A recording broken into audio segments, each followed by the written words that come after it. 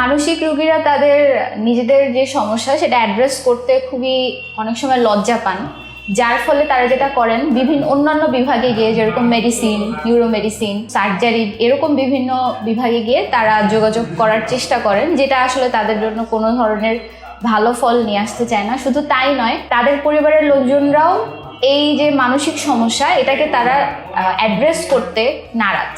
তারা এটা নিয়ে খুবই লজ্জা বোধ করেন এবং সবচেয়ে ভয়ানক কথা হচ্ছে কিছু কিছু ক্ষেত্রে তরুণ চিকিৎসক বা চিকিৎসকদের মধ্যেও এরকম একটা ভুল ধারণা থাকে যে তারা মানসিক চিকিৎসা বা মানসিক যে রোগটা আছে এটাকে তারা সেভাবে অ্যাড্রেস করতে চায় না।